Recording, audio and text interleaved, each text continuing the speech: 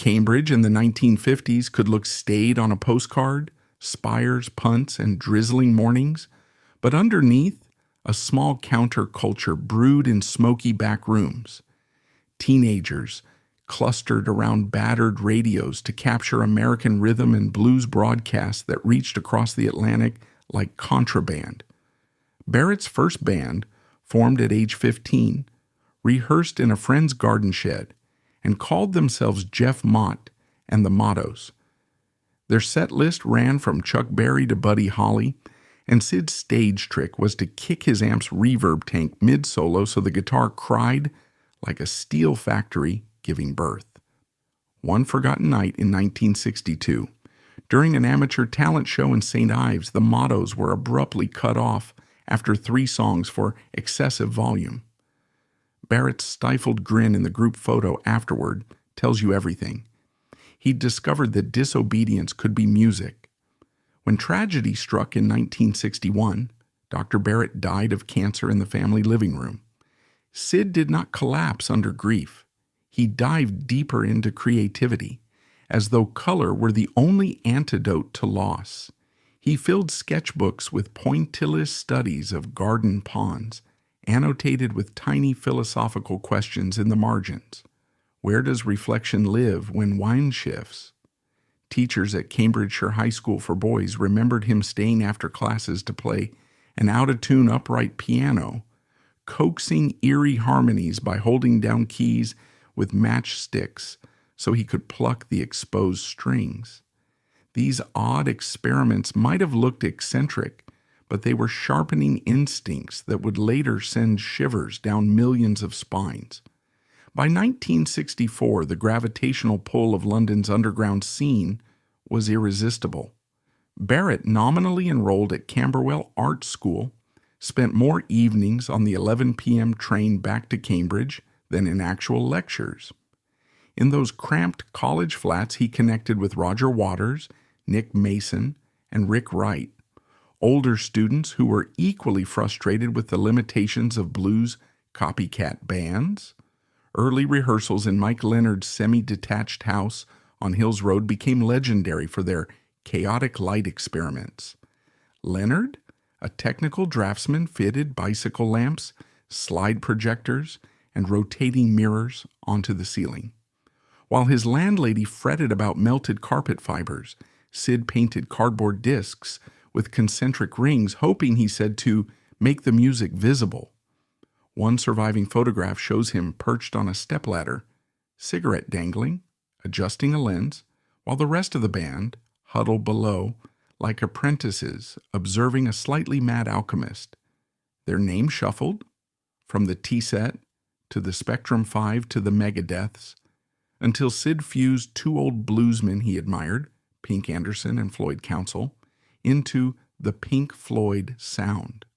The definite article soon dropped away. During breaks, he doodled alternative spellings, the Pink Floyds, Pink Floyd, on lyric sheets. Those scraps, found years later in a shoebox by a cousin, reveal an obsession not with branding, but with the playful texture of words themselves. Even Arnold Lane began life in a notebook as a poem titled The Stolen Tuesday Pants of Mrs. A. These marginalia, rarely exhibited, show a mind skipping from puns to cosmic daydreams in the space of 2 lines. In early 1965, before fame's bright lights, Barrett dragged an old Farraghraph tape machine up to a cramped room above a Cambridge boutique and recorded a handful of demos. One track, Lucy Leave, features a jagged guitar riff that would fit comfortably on an early Yardbirds record. But what astonishes is the solo's final bar, a shrill bend sliding not toward resolution, but into dissonance, as if Syd were already sabotaging convention. Only 100 copies of that acetate were pressed, most given away at parties. One surfaced at auction decades later and fetched £20,000 from a collector who admitted he wept listening to it, because you can hear a door opening into the future, then slamming. By 1966, London's UFO Club at 31 Tottenham Court Road was ground zero for everything electric, approximate, and surreal. On Friday nights, penniless art students queued under flickering neon to hear Pink Floyd turn folk melodies inside out while swirling liquids projected giant amoebas onto sweating walls.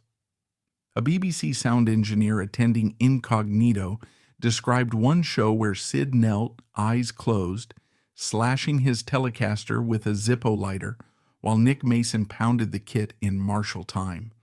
The feedback shrieked until a parabolic tear formed on the ceiling's paint.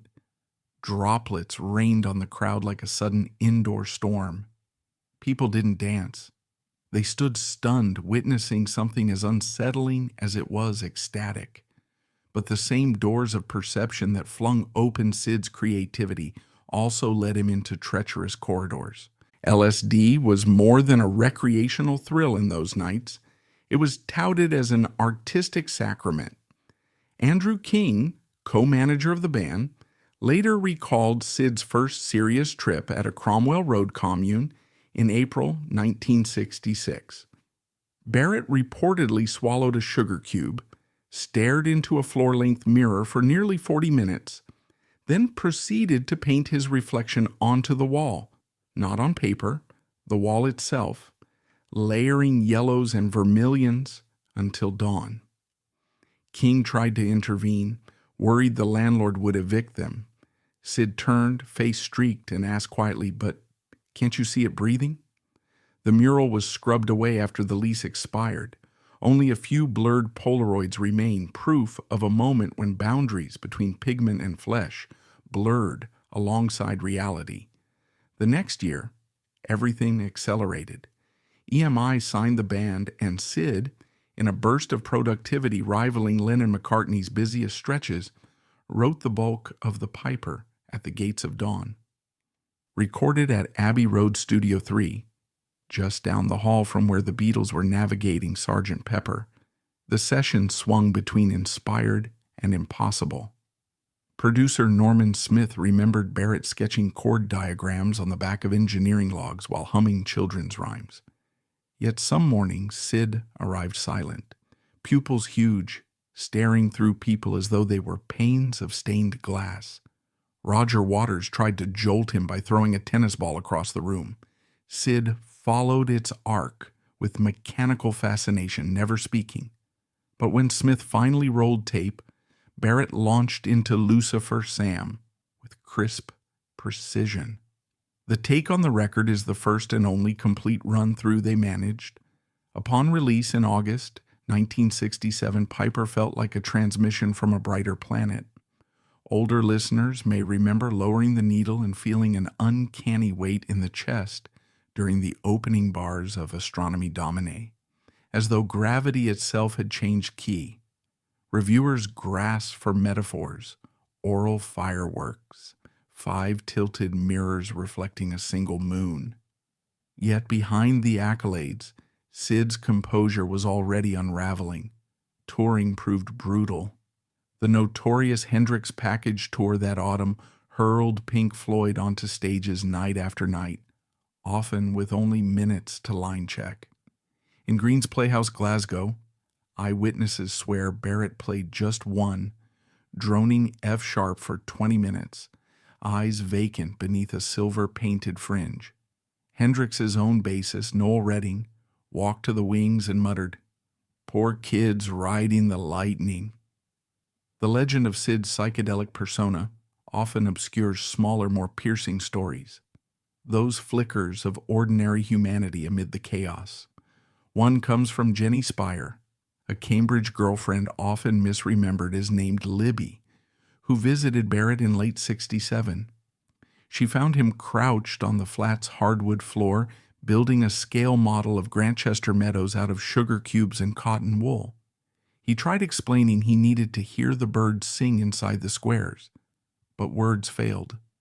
Finally, Syd placed a small transistor radio in the center of the model, tuned it between stations, and let static hiss across the miniature marsh. Jenny sat beside him for an hour, both of them listening, as though expecting the toy swans to glide.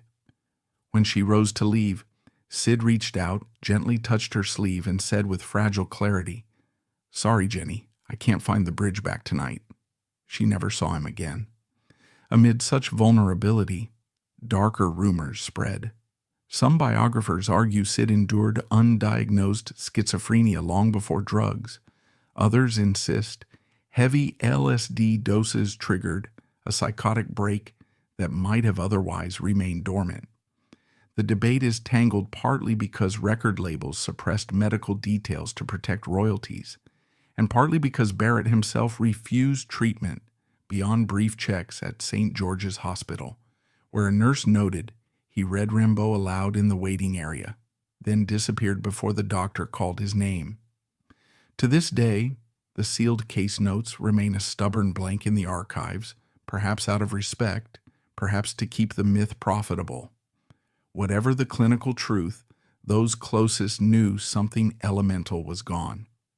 Storm Thorgerson, childhood friend and future hypnosis designer, later confessed he avoided eye contact with Syd after a harrowing afternoon in December 1967, when Barrett spent 2 hours silently moving pint glasses around a pub table, convinced each contained a different note of an unfinished chord.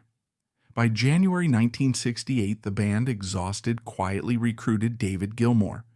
Pink Floyd's first gig as a five-piece was at Aston University. Promoters billed it optimistically, but the dynamic proved untenable. 2 weeks later, Waters posed the now famous question, "Shall we pick Syd up?" And the others shook their heads.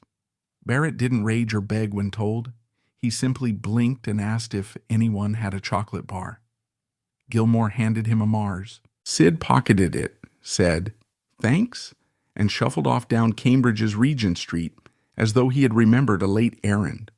One local widow later reported seeing him that evening standing on Parker's Piece in drizzle, unwrapping the bar as traffic lights flickered. She thought him a weary office worker. In retrospect, her commonplace description feels heartbreakingly apt. Yet Barrett did not vanish overnight. He recorded the madcap laughs between 1968 and 69, sessions that veered between radiant whimsy and painful disintegration. Listen closely to outtakes like Opal, and you can hear him instructing engineers, just leave the mistakes in, they taste of room. The final mix retained squeaking chair legs, a door slam, even Syd losing track of words mid-line. Far from sloppy, these blemishes form a fragile diary, capturing an artist so close to the edge he seems aware that in another moment the songs may dissolve completely. Producer Malcolm Jones recalled a take in which Syd halted suddenly, asking, "Is it too sad?" Jones replied, "Only if you want it to be." Barrett nodded, resumed, and delivered an aching arpeggio on a barely tuned Martin acoustic. Listeners today still pause mid-chores when that guitar trickles out of speakers, momentarily washed in the peculiar sadness of hearing genius consult its own expiration date. The subsequent sessions for Barrett's self-titled second album proved even more erratic. One night he arrived at Abbey Road with a box of bath salts and insisted on pouring them over the control desk, convinced that electrical snow improved treble frequencies. Engineers panicked. Gilmour, producing out of loyalty, swept crystals off faders while calmly restringing Syd's guitar. They managed to capture Dominoes, the last truly coherent song Barrett ever released, its watery reverse reverb vocal sounding like someone singing to you from the deep end of a swimming pool. After 1971, the industry's patience ran out. Barrett returned to Cambridge, moving into 6 Stanley Road with his mother. Contrary to popular caricature, he was not entirely cut off. Librarians recall him checking out volumes on horticulture and Renaissance perspective. A local art supply shop owner remembers Syd debating the merits of cobalt versus ultramarine pigment for nearly an hour before settling on neither, shrugging, "Color chooses the painter." He cycled the city at odd hours, sometimes pausing on Jesus Green to watch midnight rowers glide on the Cam. One folklore tidbit seldom printed, he kept a pocket notebook where he rated puddles after rainstorms. Shallow plus clear plus reflex moon, a minus. That might sound eccentric, but it mirrors the Syd of 1965, who stared at ripples in a pond until evening. The difference was, this older Syd shared his observations with no one but himself. Relatives visiting during the early 80s found him both gentle and unreachable. His sister Rosemary later wrote in a private memoir that Syd's empathy surfaced in unexpected flashes. He once spent 3 days carving tiny bread swans for Mom when she was ill, though she could not chew them afterward. He laughed and said, "Well, at least they floated in the soup." Yet conversation about Pink Floyd, or even music generally, would trigger a curtain of blank politeness. Producer Joe Boyd attempted to visit in 1985 to propose a BBC radio series. Barrett offered tea, excused himself to find biscuits, and never returned to the living room. Boyd waited 40 minutes before quietly letting himself out. Fans know the haunting 1975 Shine on You Crazy Diamond encounter at Abbey Road, but a lesser-known epilogue occurred in 1982. During mixing of the final cut, studio porter Syd Jones noticed a heavy-set man in baggy cords lingering by the car park gate. Thinking him lost, Jones asked directions. The stranger replied, "I'm waiting for the others, but I think they're not here now." He produced a scrap of paper on which Floyd T. was scrawled. Jones offered to call inside, but the visitor shook his head, smiled sadly, and walked off toward the Marylebone Road traffic. It was only later, when a Polaroid of Barrett in 1975 surfaced in a music magazine, that Jones recognized the man. Whether Syd had truly expected his former bandmates or simply drifted by on habit, no one can say. Yet the image of him waiting by a studio gate, hopeful but unannounced, cracks open something raw about friendship, memory, and the merciless passage of time. Controversy still stalks his legacy. Was Syd ruthlessly exploited by managers who smelled a psychedelic cash cow? Did the band abandon him too quickly, or was there simply no humane way to keep him on a merry-go-round that spun faster by the week?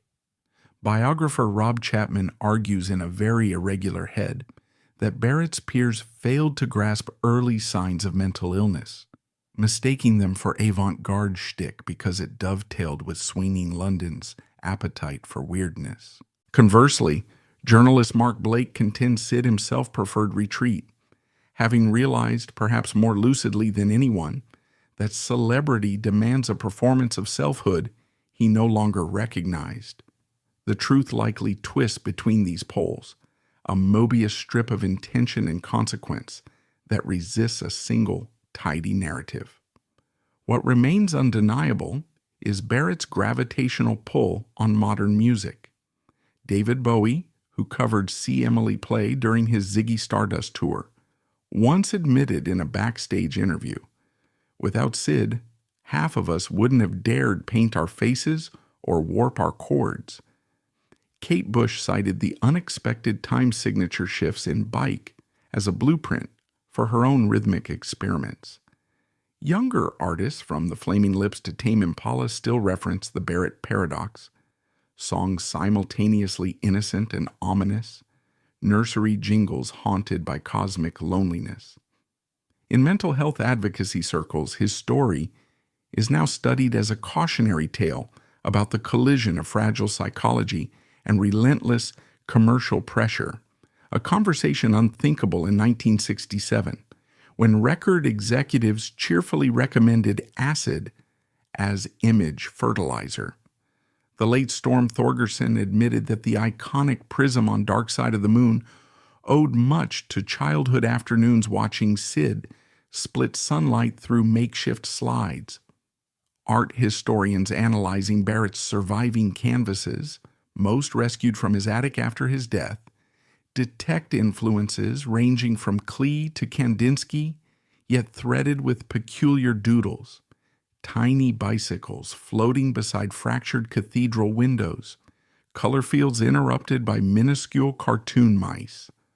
Only a handful were exhibited in 2008 at London's Idea Generation Gallery, and visitors noted an almost oppressive hush in the room, as though each painting hummed with unvoiced memory.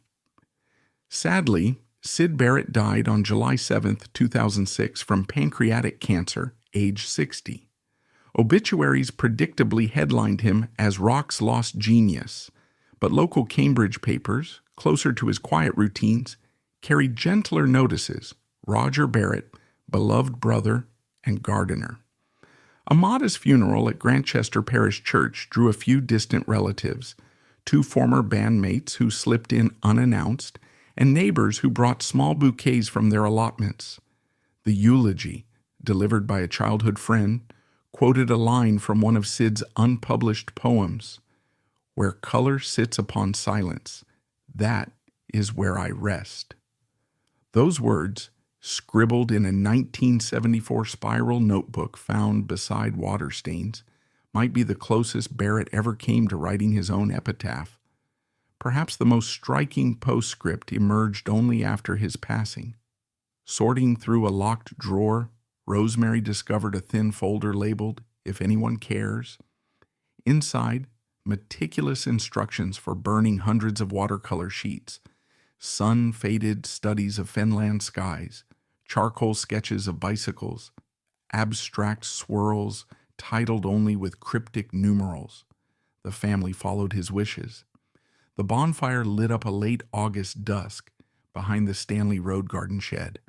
A neighbor who happened to snap a photo from her upstairs window captured a plume of violet-gray smoke rising against pink clouds, an accidental tribute that uncannily resembled the swirling light shows of the UFO Club nearly 40 years earlier. Syd Barrett stands as a shimmering question mark, reminding us that brilliance and vulnerability are never far apart. He challenges the triumph-obsessed culture that still equates sustained fame with success. His brief, incandescent arc suggests something gentler, that art is not a career ladder, but a series of courageous moments, any one of which might change someone's life, even if the artist himself cannot linger. Older viewers who remember the crackle of an AM transistor or the smell of new vinyl on release day may feel a particular ache in this story. It mirrors the fragility of our own memories, patches of brightness surrounded by long corridors of forgetfulness. Yet the gift Barrett leaves us is unexpectedly hopeful, proof that a life can reverberate long after its noisiest chapters fall silent. Every time a teenager discovers the Piper at the gates of dawn on a streaming service and feels their scalp prickle at that first droning note, part of Syd walks back into the room, mischievous grin in place, ready to surprise all over again.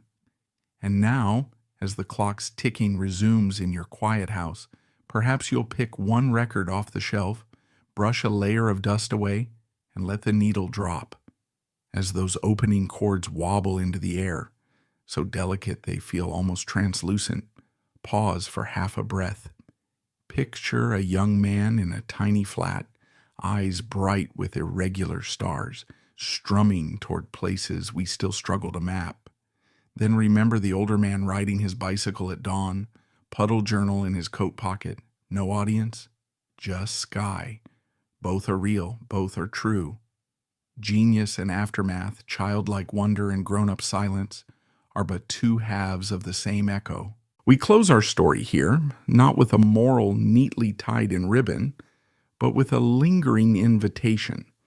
Whenever you meet someone who sees the world at a slightly tilted angle, who hears colors or tastes wind or gets lost, describing the shape of raindrops, maybe pause before nudging them back toward the ordinary. Offer patience, space, a friendly Mars bar if you have one. The leap from brilliant possibility to overwhelming noise is shorter than we like to believe, and each small kindness can be a handrail over that void.